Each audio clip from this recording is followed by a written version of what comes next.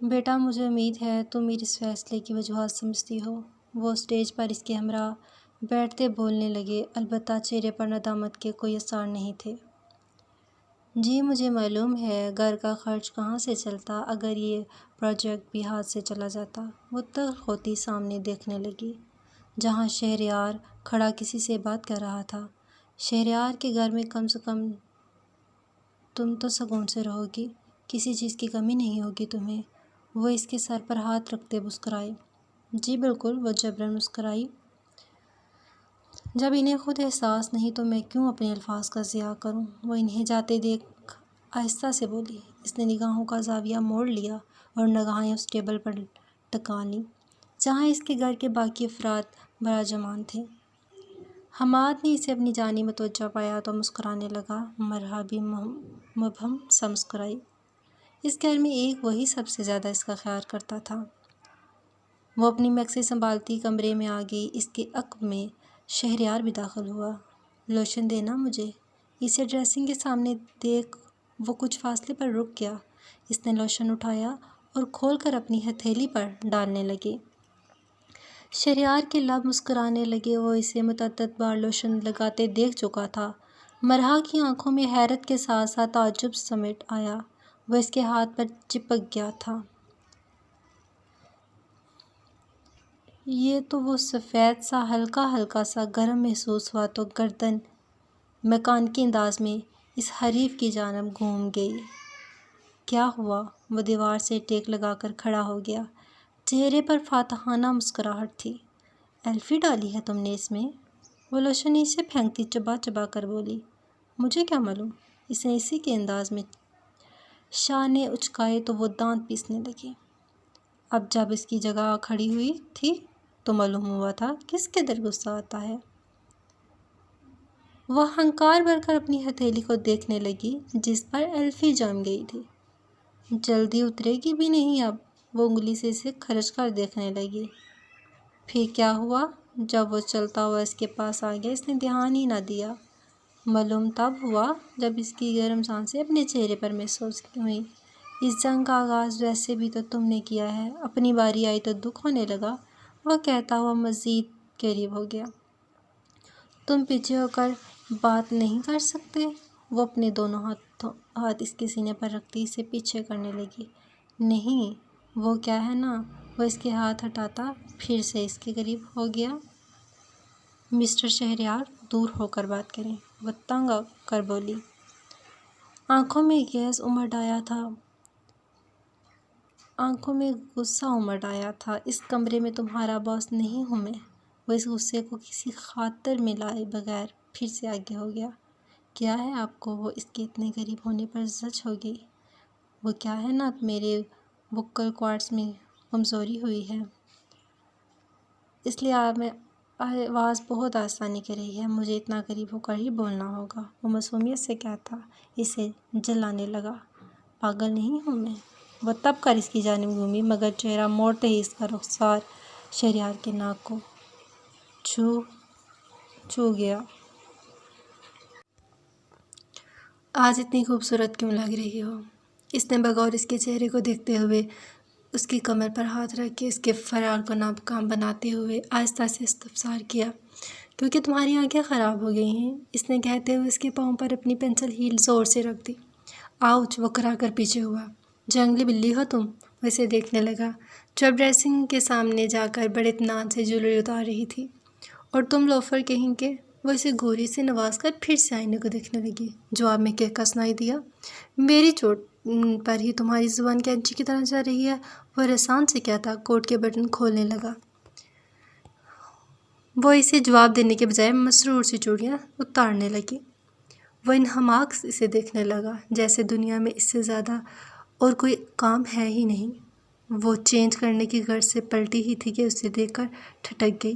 میں چینج کروں گا پہلے؟ اس نے خود ہی اس کے حصار کو توڑ دیا۔ اچھا! وہ اس کی ناگہوں سے بچنے کے عوض پلٹ کر بیڈ پر بیٹھ گئی۔ پتہ نہیں ابراہیم کتنا خفا ہوا ہوگا، کھڑوس باپ اس کا بھی تو دھوکے سے لے چلا گیا اسے۔ وہ دوپٹہ اتارتی آئینے میں اپنا عکس دیکھنے لگی۔ آنکھوں میں فکر کے سائے تھے۔ صبح دیکھنا آپ مجھے منانا پڑے گا ابراہیم کو۔ شادی کا کہہ کر پارک میں لے گئے اسے۔ نہ جانے کیوں اسے عمر پر غصہ آ رہا تھا۔ یہ ابراہیم کو تم وہیں چھوڑ کر آیا کرو، گھر آ کر بھی یہی رونا رہتا تمہارا۔ زمر نے برہمی سے اسے دیکھا۔ تمہیں کیا مسئلہ ہو رہا ہے؟ اتنا پیارا ہے وہ۔ اس نے کشن اٹھا کر اسے مارا تو زمر نے مہارت سے کیچ کر لیا۔ تنخواہ نہیں ملی تمہیں؟ مجھے 2000 امی سے چھپا کر دینا۔ وہ آگے آتی مظلومیت سے دیکھنے لگی۔ تمہیں پتہ ہے نا سارے پیسے امی کے ہاتھ میں رکھتی ہیں میں، جا کر لے لینا خود ان سے۔ وہ ناک چڑھاتی واش روم کی جانب بڑھ گئی۔ امی کی چمچی، وہ منہ بسورتی بیڈ پر بیٹھ گئی۔ وہ واش روم سے نکلی تو اسے بیڈ پر بیٹھے پایا، بالوں پر تولیہ لپیٹے وہ ہاتھ مسلتی آگے بڑھنے لگی۔ شہریار کی نگاہیں انہوں اپنے لیپ ٹاپ کی اسکرین پر جمی تھی۔ مجھے آج آفس جانا ہے۔ وہ کاؤچ پر بیٹھ چکی تھی، ہاتھ میں پکڑا لوشن کھولنے لگی۔ جب میں آ جاؤں گا تب میرے ساتھ چلی جانا۔ وہ آنکھیں سکیڑے کسی چیز پر غور کر رہا تھا۔ مسٹر شیری، مجھے اپنے آفس جانا ہے، تمہارے نہیں۔ اس نے اپنی بات پر زور دیتے ہوئے تصحیح کر دی۔ اپنے آفس کیوں؟ اب میری بیوی ہو، میرے آفس میں کام کرو، مجھے فائدہ پہنچاؤ۔ اس نے نگاہیں اٹھا کر مصنوعی خفگی سے اسے دیکھا اور پھر انہیں اسکرین پر لے گیا۔ اور وہ پروجیکٹ میرا باپ پورا کرے گا؟ وہ ہاتھوں پر لوشن لگاتی رسان سے بولی گئی۔ غلطی کا احساس ہونے پر زبان دانتوں تلے دبا دی گئی۔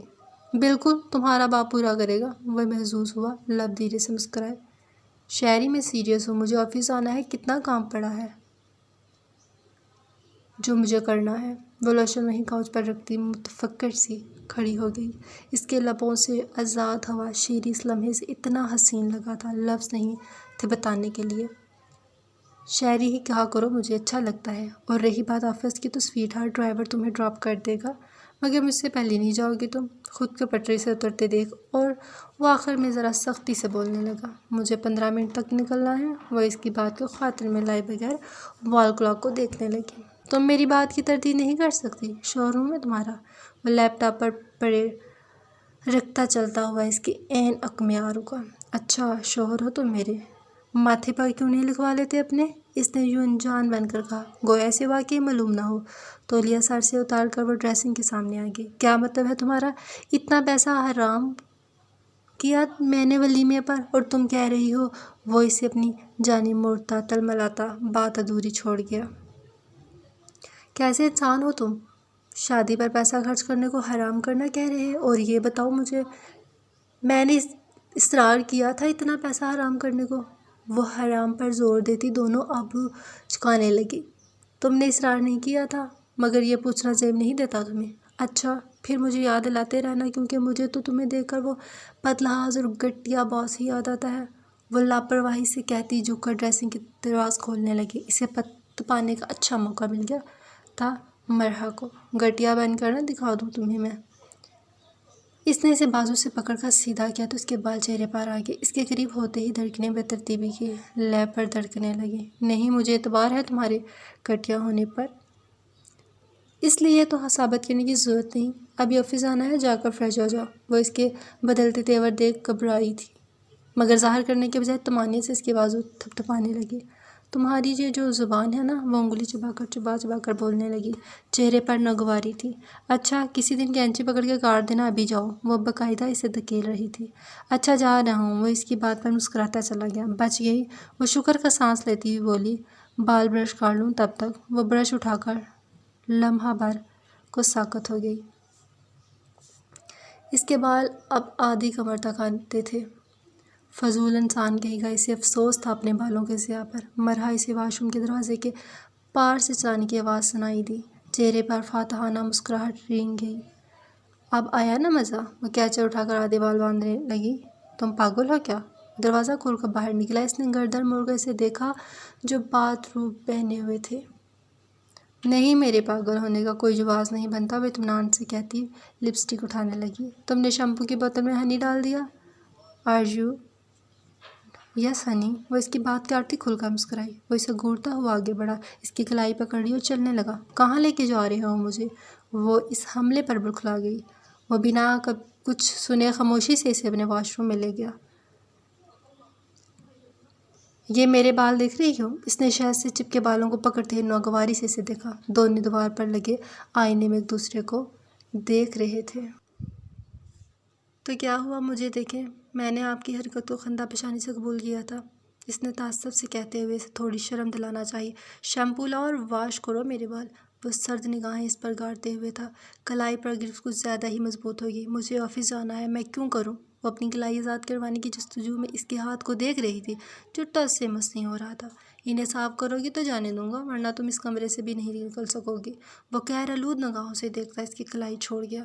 وہ جھک کر نیچے بیٹھی اور وینٹی کے نیچے سے بنے کیبن کھولنے لگی اور سینے پر بازو باندھے سے دیکھ رہا تھا۔ یہ شیمپو ہے؟ وہ اس کے ہاتھ میں لوشن کی بوتل دیکھ کر متعجب سا رہ گیا۔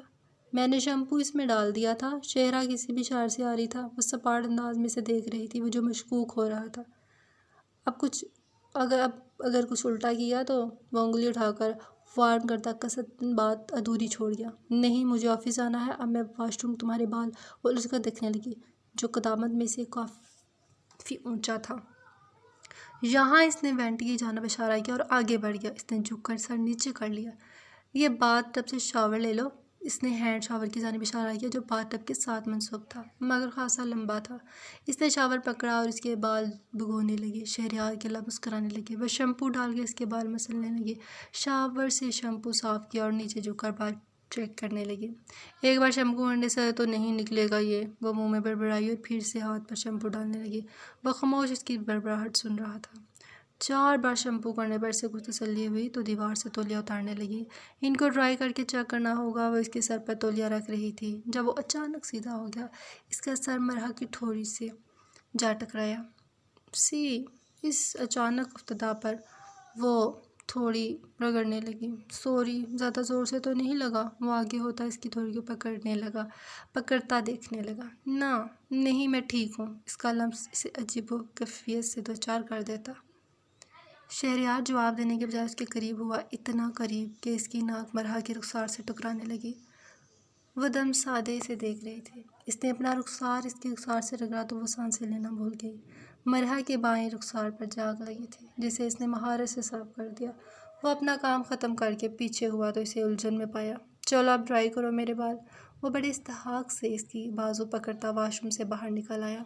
جانتی تھی یہاں بحث سے بے سود ہے، اسی لیے خاموش سے مادہ ہوگی۔ اگر میرے بال ٹھیک نہ ہوئے تو کیا کرو گے؟ اس نے سوئچ لگاتے ہوئے سکورا۔ یہ تو میں بعد میں بتاؤں گا۔ نہ جانے اسے اب مرحا پر غصہ نہیں آ رہا تھا۔ وہ ہیئر ڈرائر پکڑے اس کے بال خشک کرنے لگی جو اب کافی حد تک بہتر معلوم ہو رہے تھے۔ دیکھیں، اب اتنی عزت سے مخاطب کرنے پر جب اسے احساس ہوا کہ وہ اس عزت کا حقدار نہیں تو زبان دانتوں تلے دبا گئی۔ وہ کھڑا ہوا تھا، آئینے میں انہیں دیکھنے لگا۔ کچھ بہتر ہی ہیں، شام کو سلون جانا ہی پڑے گا مجھے۔ وہ خائف سا ہو کر اسے دیکھنے لگا۔ آفس چلیں آپ؟ وہ اسے نظر انداز کرتی صوفے سے اپنا بیگ اٹھانے لگی۔